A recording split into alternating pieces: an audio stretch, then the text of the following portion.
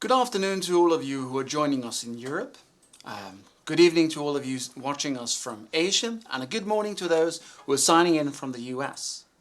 We have hundreds of participants joining us from around the world, from Tatarklubben here in Denmark, to the American Chamber of Commerce community across Europe, to the subscriber base globally from Harvard Business Review Press.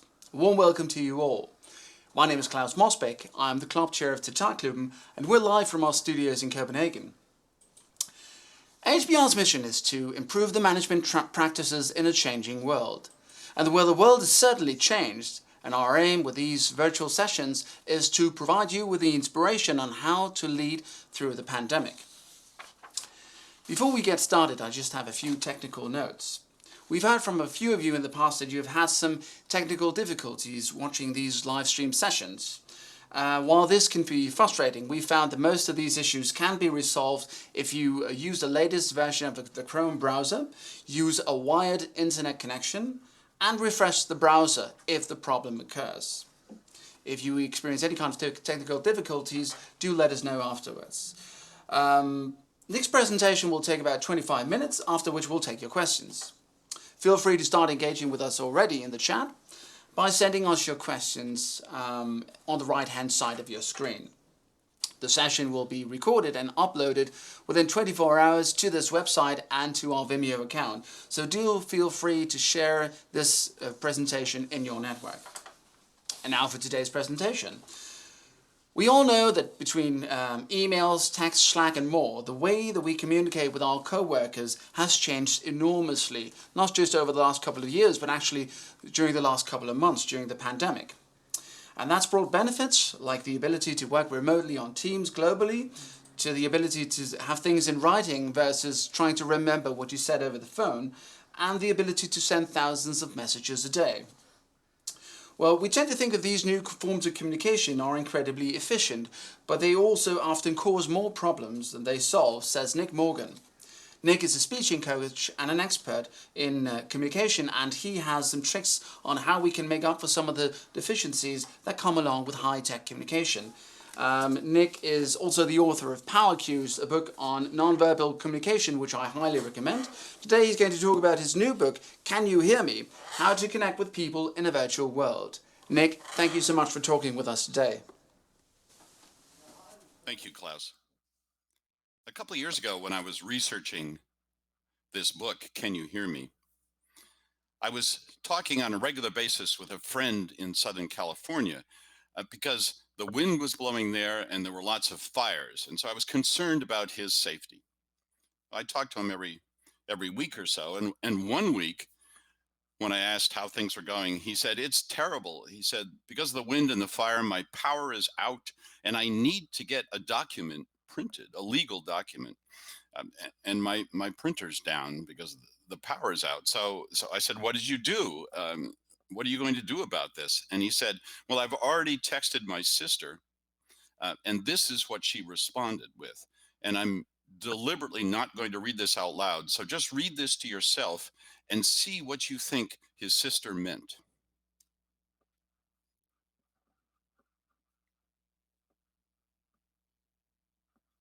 So she says, "Oh no, I'm on the computer." Did that mean she could help him or she could not help him? Take just a minute to think about how you interpret those few words. Well, my friend thought she meant that she couldn't help him. And so when I asked what he did, he said, "I had to drive 30 miles to the nearest Kinko's where he could get the document printed and then back to the lawyers." He said, "I wasted half a day." And then when he talked to his sister afterwards, he found out that in fact she meant she could help him. What she meant by that was, "Oh no, I'm sorry you're having trouble. I'm on the computer, so I can help you. It's easy for me to do so." The research shows we think we understand and are understood in our text-based messages 90% of the time, whereas in fact, it's more like 50%. It's no better than chance. Half the time we're understood, or we understand correctly. The other half of the time, we don't. There's this gap, 90% and 50%. And I want to ask you now, how many of you have sent the following email? Good job, or nice job, or great job. Two-word email that is just what we call in the United States an attaboy or an attagirl. And when I ask people this question, anybody who works in a business or has colleagues has sent that email. And so I'm going to assume that you have.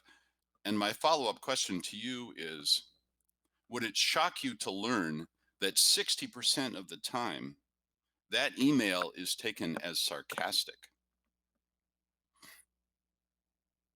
Now, the reason for this came up as I was researching for the book. And I found 5 big problems in the virtual world with communications in the virtual world. And the first one is a lack of feedback. What does that mean? We humans are used to, we are hardwired, we've evolved to communicate face to face. And when we communicate face to face, what we care about is not so much the precise words that we use, but each other's intent. When I'm speaking with you face to face, I want to know, what is your intent toward me? Is it friendly? Is it unfriendly? Are you powerful? Are you less powerful? I want to know questions of your intent. Are you going to help me? Or are you not going to help me? And vice versa. You want to know my intent. And we deduce those things from each other's body language. In the virtual world, we almost immediately lose all of that feedback because we don't get that face-to-face check about what the other person is actually thinking or saying or feeling. And so intent is immediately stripped out because of that lack of feedback. Now, what's surprising here is you might think, if we don't get feedback, that what we're going to do is ask for more of it. And therefore, our empathy quotient, our EQ, would go up. But in fact, the opposite happens. And this really surprised me as I was doing the research.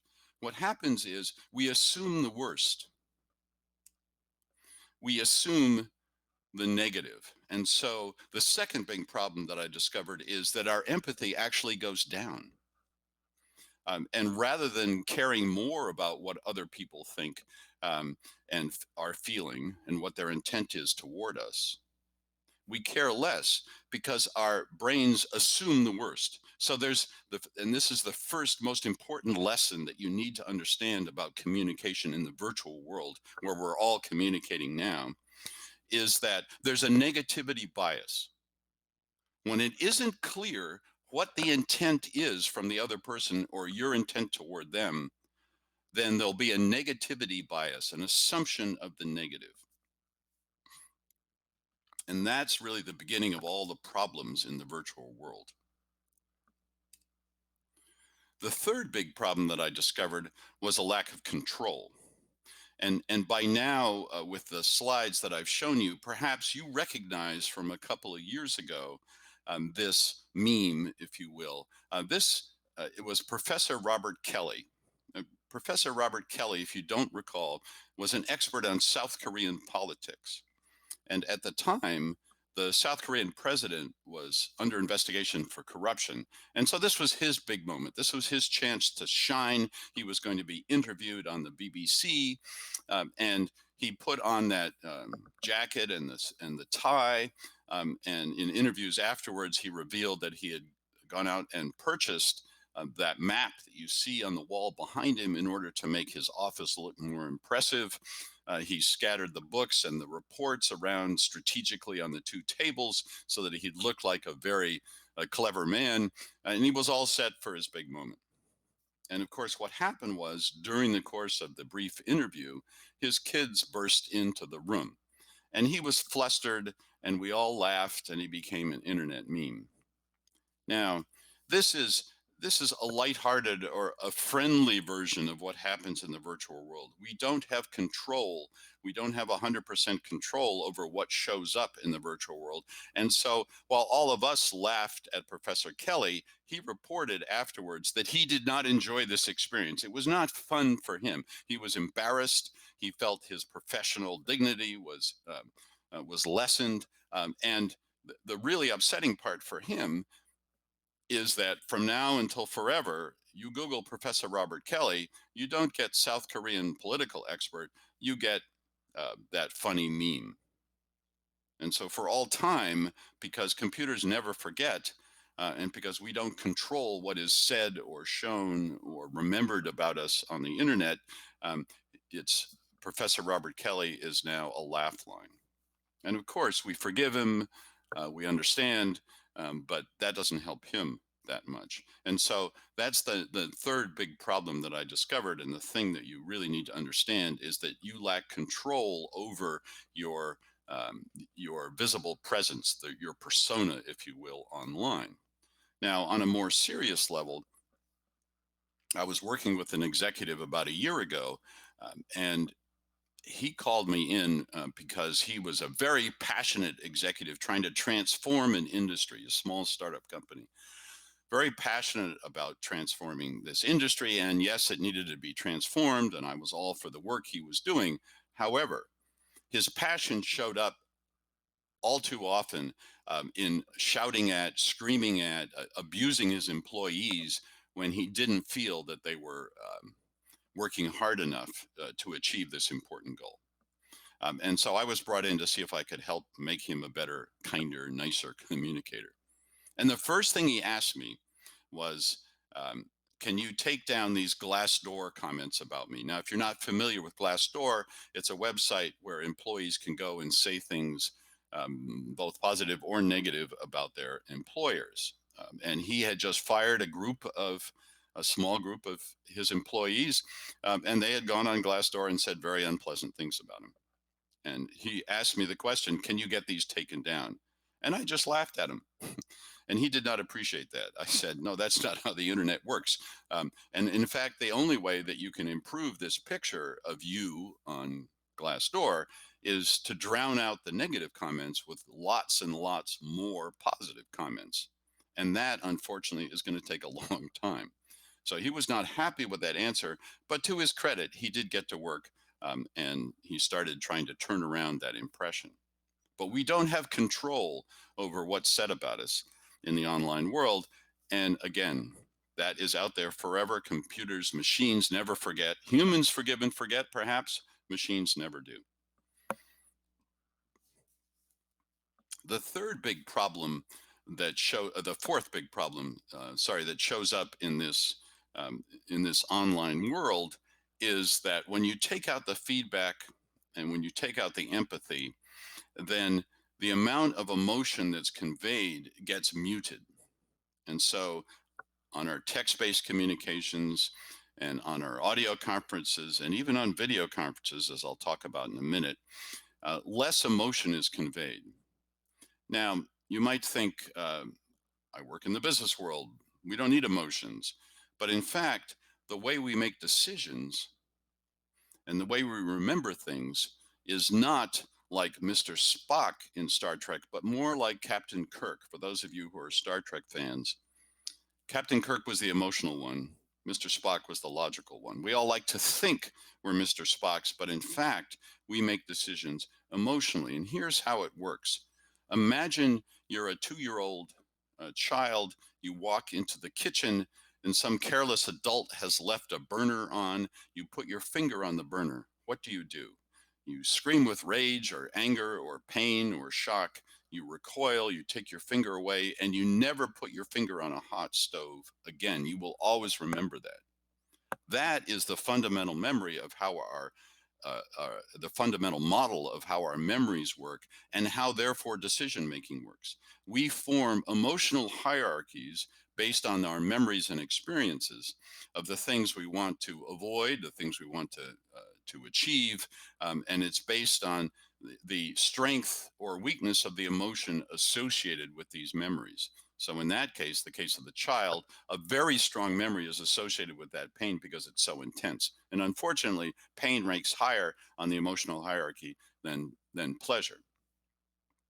And so what happens in the virtual world is because there's less emotion flowing through the communications channels, whether it's text-based or audio, a phone call, an audio conference, or even video conferences, as I'll show you, there's less emotion flowing through.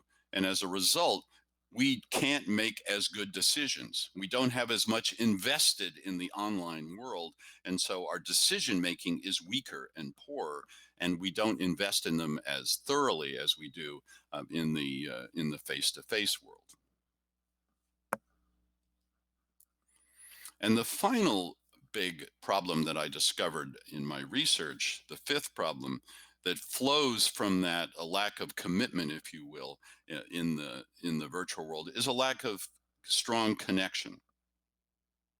In the face-to-face world, we form strong connections with other people based on trust that builds up over time. And so we see a friend or a colleague in many different situations. We see them when they're angry, we see them when they're sad, we see them when they're happy. And over time, we get to know that person, and we know how we can trust them. And we can trust them more or less depending on what we've seen over that long period of time. In the internet and in the virtual world, that connection is never as strong because the reading of emotions is not as clear. And as a result, connections in the virtual world are weaker. And in fact, we don't trust in the same way. What we do is we substitute something for trust. And that something is consistency. And this is perhaps the hardest and the final thing to think about in the virtual world. But people are judging you not by whether they can trust you or not, but by whether or not you act consistently toward them in the virtual world. The easiest way to understand this is to put this in retail terms.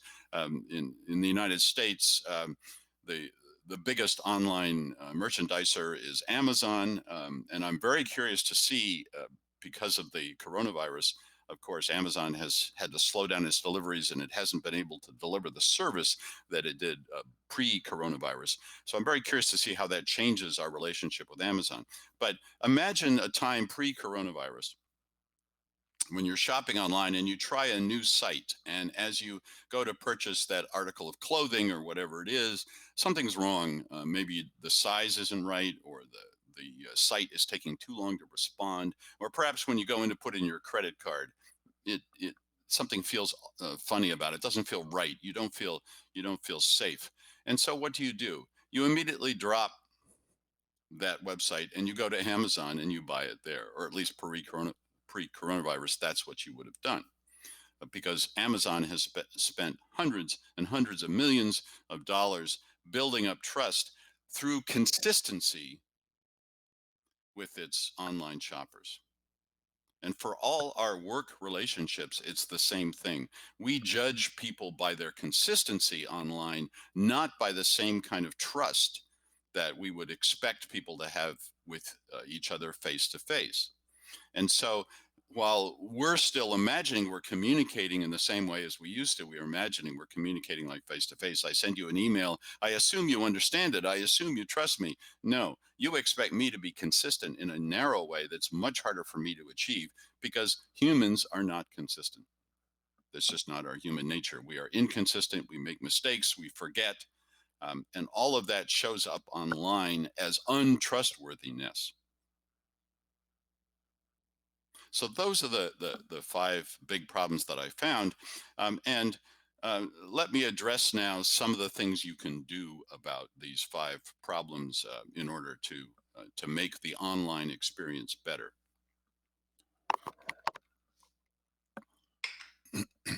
The first way to think about this is the communications hierarchy, the virtual communications hierarchy that I alluded to earlier. At base, and by far the most common way that we communicate virtually is by text-based messages of various kinds, either email or Slack or other office workplace productivity tools if you have those, or text messages themselves. So we all use all those forms of communication, and that is the most common way we communicate. It's also by far the worst. Most misunderstandings happen in text-based communication precisely because the body language is missing. Now, at the next level, that's an audio conference or a phone call. There, it's a little bit better because we can check on what's been said. If I think I've misunderstood you, or if I want to confirm that I have understood you, I can ask a question right there in the moment and get some kind of confirmation or clarification. And at the top level is what we're doing now, video conferencing of one kind or another. And that's the best form of communication because we can see each other, or at least you can see me in this case. And so you can see my facial expression. So that makes my intent clearer. And remember, intent is the thing that we care about. That makes my intent clearer than it does in either audio conferencing or text-based communication. So what do we do about these things? At the text-based communication level, first of all, start using emojis. Now, the research shows if you're over 40 years old, you think emojis are silly and childish and not fit for the business world. And my message to you is get over it. You may recall that email I asked about right at the beginning of this talk. Good job, great job, nice job, that 2-word email. And I told you that it could be read sarcastically. In fact, 60% of the time it is read sarcastically. Um, if you put a smiley face at the end of that 2-word email, its meaning will be clear. So the reason emojis are useful is they are like putting, in a simple, crude, dumb kind of way, the facial expressions back into the communication. So they're worth using because they will save you a lot of time and misunderstanding and the dozen emails that it takes to unscramble a misunderstanding once it arrives. So it's a matter of efficiency. Start using emojis. Second, in the header, in the headline to your text-based communications, put a complete sentence. Please don't use headlines like quick question, because that has no content in it. It doesn't tell us what the question is or why I should care about it or what I should be thinking about doing about it. So put a complete sentence in the header that tells the reader what he or she is going to get out of it. And then at the end of the communication, put a clear action step request. Here's what I want you to do. Make a decision, do some action as a result of this email. If you do those 3 things, emojis, a clear header, and a clear action step, you will greatly increase, very simple, but greatly increase the accuracy and the level of comprehension of your text-based communication.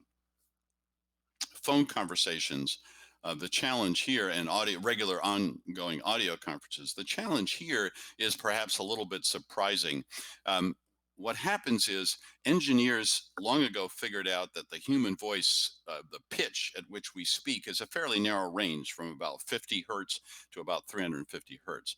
And below that and above that are overtones and undertones. For those of you who are musical, you'll understand what that means. The overtones and undertones are not something you consciously hear, but they add up together to make up the quality of your voice, which enables us to tell one human voice from another.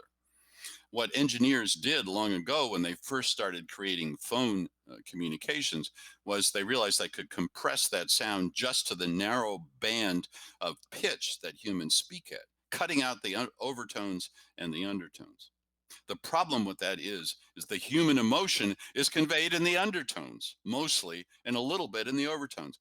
But as soon as you compress that human sound, then you make it harder for us to get what emotion is being conveyed, even on a phone call. And so please learn to make your communications over the phone more clear by articulating what you're feeling. I'm excited to hear you say that, Klaus.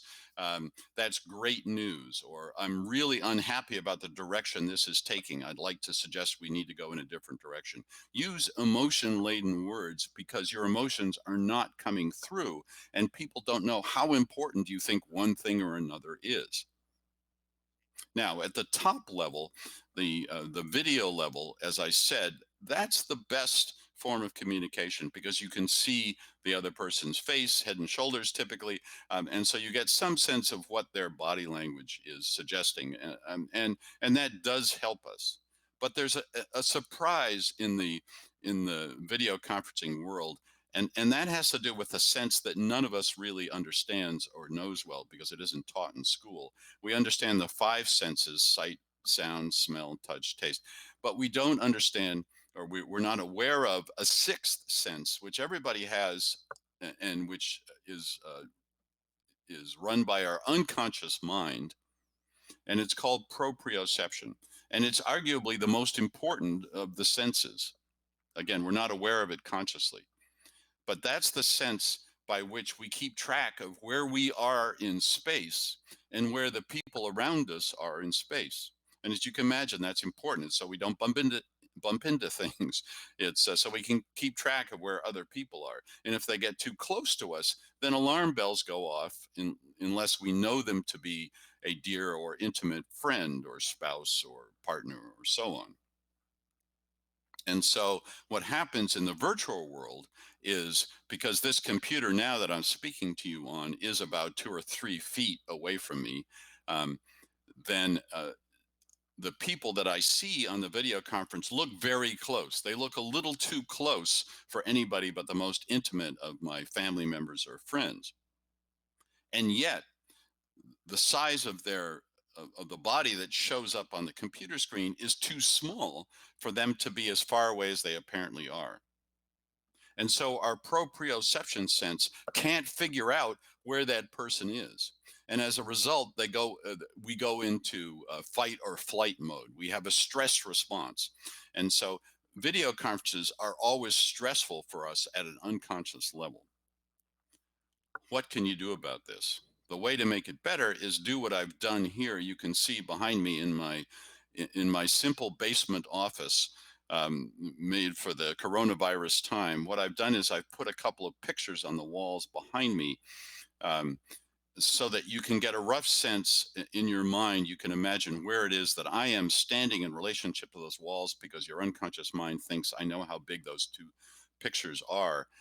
And so that helps you figure out where I am in space, and that relieves your unconscious mind. You can say, oh, okay, he's 6 feet away from me or 10 feet away from me. So it's a safe distance.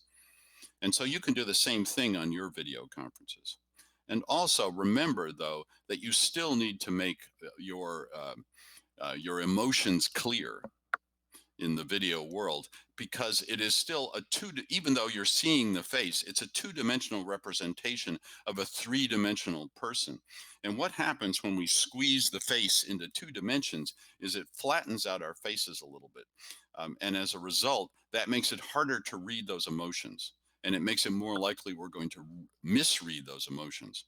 So as good as we think video conferencing is, it still has these limitations. All 3 of the levels of communication, the hierarchy of virtual communication, have their challenges. So finally, I'm going to run quickly over a few of these things that can make virtual communications better. A couple of them I mentioned already, but I'll just dwell for a moment on the others. First of all, create virtual safe spaces. And what does that mean? In your video conference, in your audio conference, it's very hard if you're talking to your clients or to your colleagues, for them to say how they're actually feeling. We feel awkward doing that on a video conference. And yet here we are, all locked up in our homes. At least we still are in the United States as I talk to you. And we need a chance to be able to catch up with our colleagues and to say to people honestly and authentically how we're doing. And to do that, you need to set aside a time during the video conference or the audio conference where you tell people it's safe to do that. It's like what we call in the United States water cooler chit chat. And that's awkward to do at the beginning of an audio conference or a video conference, when people are signing on and figuring out the technicalities and figuring out whether they have their audio on mute or not. And there's all that fumbling that goes on at the beginning.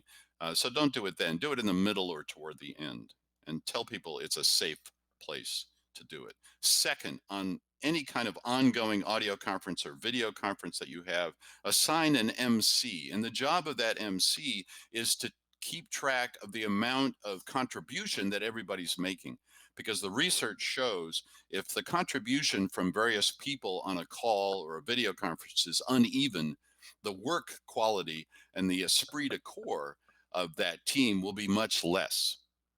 So you need to make sure everybody's communicating equally, participating equally. Even if you have to go around the virtual room and demand that people respond, that's an important thing to do in the virtual world. Don't let anybody just sit silent on that call or on that video conference.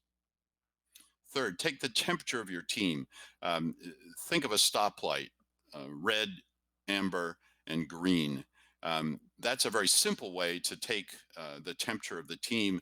You can also do it on a numbering basis, 1 to 5 or 1 to 10 if you're really into numbers. But ask people how they're feeling. It feels safe to say, I'm yellow today, or I'm green, everything's great. I'm yellow, I'm a little stressed, but I'm okay. Or I'm red, I'm having a real problem today. And that if somebody says that, by the way, then tell them you're going to follow up on a different call when it's 1-to-1, and you can have a real conversation. But this is a good way that people feel comfortable doing to report how they're faring in this difficult time. Depending on how long this enforced isolation goes on, then update videos, the fourth item on the list, become very important. So that's just taking your phone and doing a quick 25-second or 30-second report on how you are. This is the chit chat that you would normally get when people meet face to face that's awkward to do online. Film that little bit of video and send it to them. Send it to your team so that and have them do the same for you, so that we can get a little bit of personal connection continuing even in the virtual space. And then finally, as I said earlier, use emojis. I talk about literally hundreds of more ways to make the virtual world a better place for communication. These are just the top 5. At this point, Klaus, I'm going to turn this back over to you in the studio, and I'd be delighted to take any questions that you might have. Thank you. Thank you, Nick, for those inspiring words. Now is the time to engage with our audience, and I see that we have quite a few people already engaging in the chat with questions and comments. But before we get to those, I just want to ask you, Nick, I noticed that you chose to stand during this talk. Having read your book, I know that there's a particular reason. Could you let our viewers in on why you chose to stand?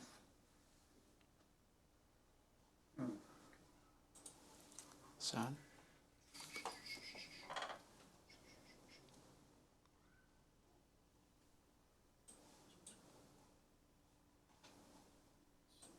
Especially important on an audio conference where only the voice is coming through, but it helps on video conferencing as well. The other reason not to sit is that many of us tend to slouch in our chairs as we sit, and we relax a little bit too much, and the effect becomes a bit too casual. So this creates a higher energy impression. Someone asked, what is an MC? And someone else commented in the chat, it's the master of ceremony, which is an English or American term. So it's someone who handles the agenda. Is that correct? Yes, that's right. And I should have made that clear. Thanks for asking that question. The person in charge of the ongoing audio conference, let's say the leader of the group, is not the best person to try to handle those kind of chores, to keep track of who's participating, who's not participating. That should be done by somebody else. And in fact, I recommend rotating that chore around the team so that everybody gets a chance to do it. It's just easier if you're not trying to run the show to keep track of who's participating, that kind of thing. Yeah, master of ceremonies. All right. What can you do? We have a question from Elke. What can you do to make sure that everyone stays focused? I experienced that some people find this part difficult and that they get distracted. Having been on so many Zoom conference calls these last couple of months, I've zoomed out myself. I know you have some hilarious examples as well in your book. How can you keep people engaged? That's a real challenge, because when you're in that kind of virtual relationship with your coworkers, and half your attention is to them, and half is to the room that you're actually in, to your family around you, whatever your personal situation is. You're going to be distracted. When I ask people about audio conferences, for example, 100% of people, when they're being honest, admit to putting the audio conference on mute and doing something else. The best thing they're doing typically is taking care of email or Slack messages or something like that. And the worst things I can't talk about on with you on this broadcast, but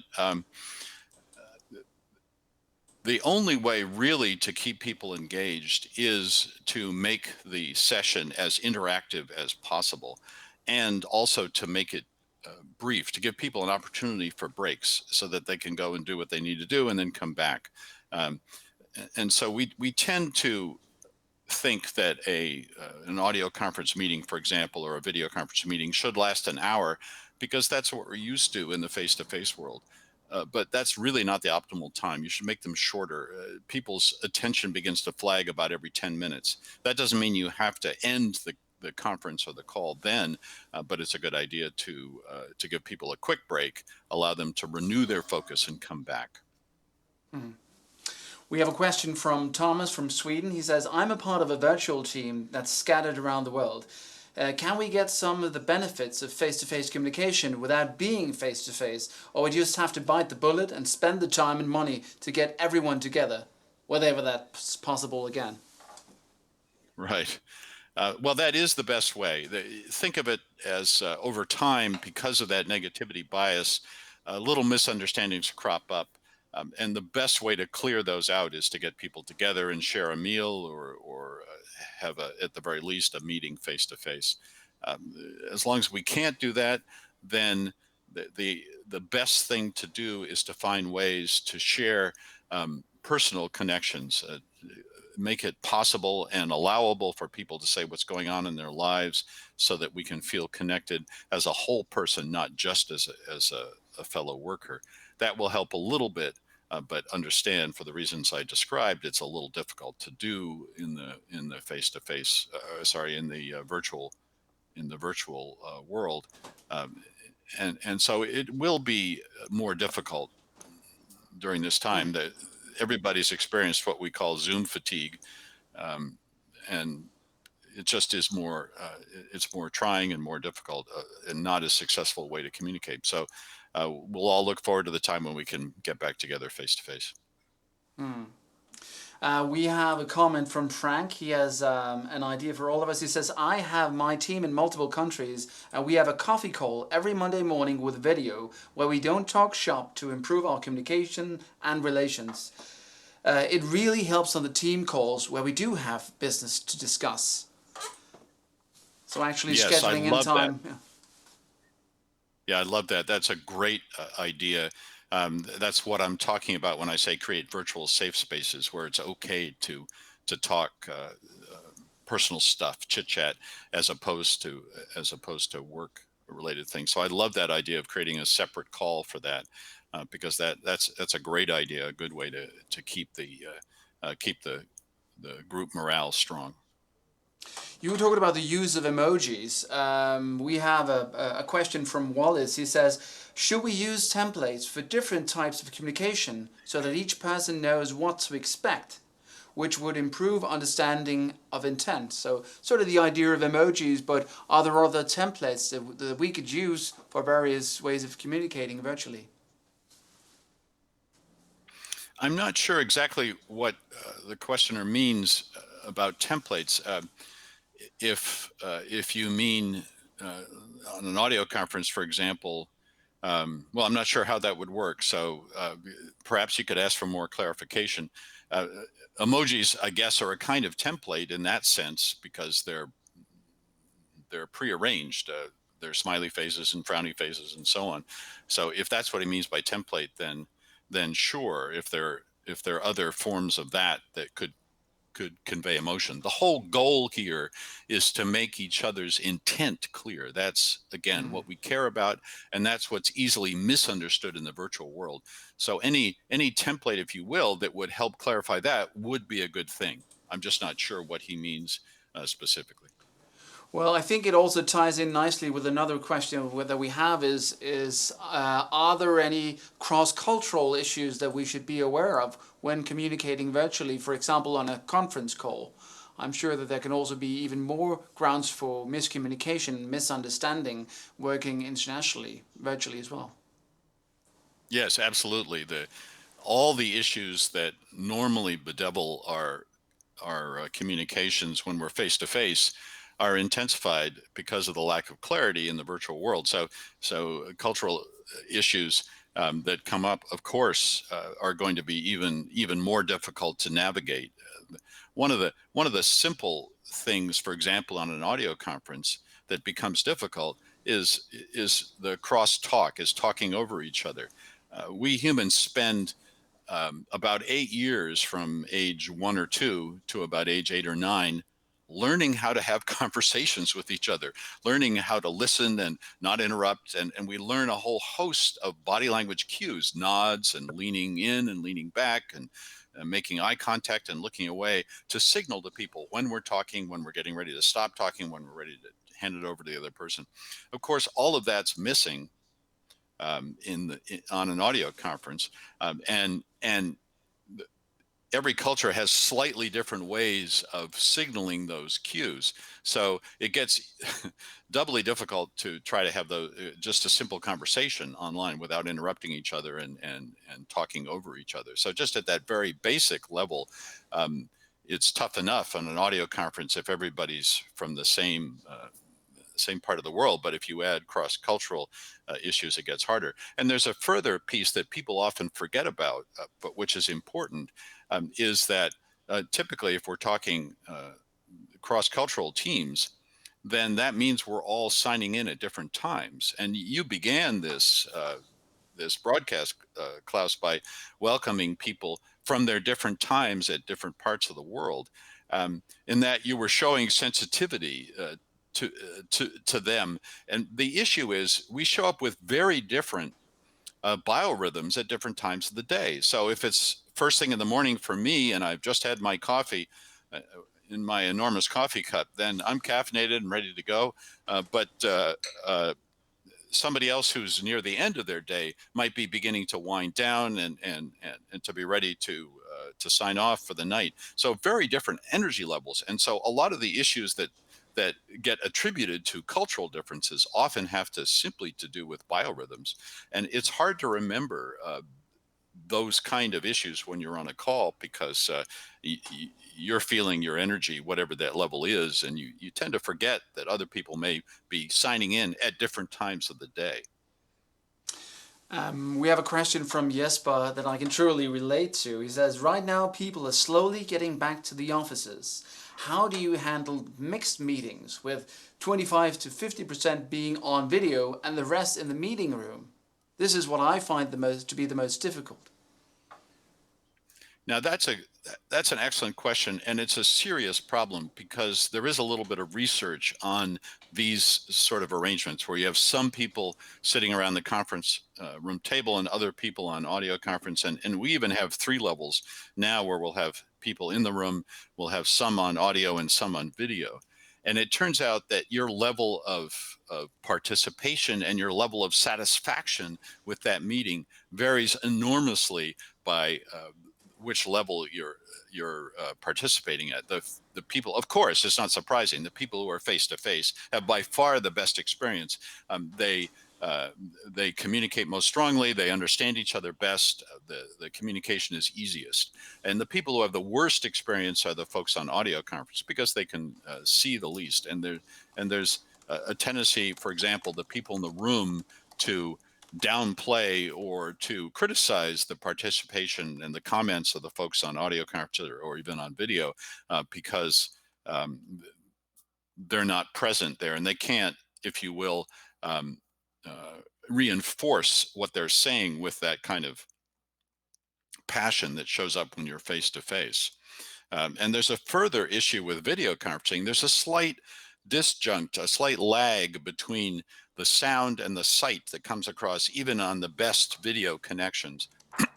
And we tend to interpret that as a loss of credibility. So even if we're not consciously aware of it, when we see each other on video, we tend to underrate the performance of the people we're seeing on video. Uh, and so it's very hard if you're one of the virtual participants in a 2 or 3 level meeting such as you're describing. We have a question from Sean who's asking, what do you think of those fake technical backgrounds where we have some have movements and some do weird things where people move in front of them? I haven't seen them myself. I've seen the Microsoft team where they blur out the background. This seems to be the opposite. Yeah, so these are very tempting to use, especially for people who are confined still in their homes, such as we are here in Boston. Um, the the problem with it is back to what I was talking about earlier, the proprioception.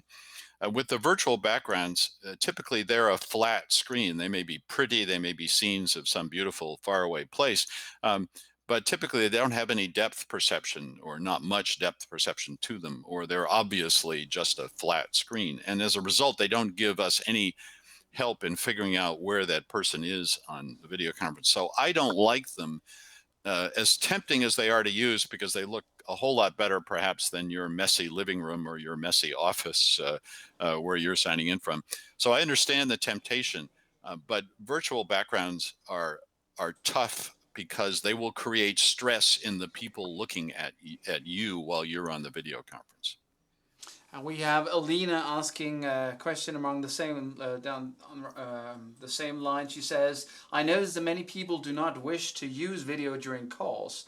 What are the main reasons for such inactivity and refusal to engage?" And I might add as well, should you ask them to turn on the camera? I know that some people may feel that maybe they're in their living room, in their private homes, or maybe they're doing something else while talking.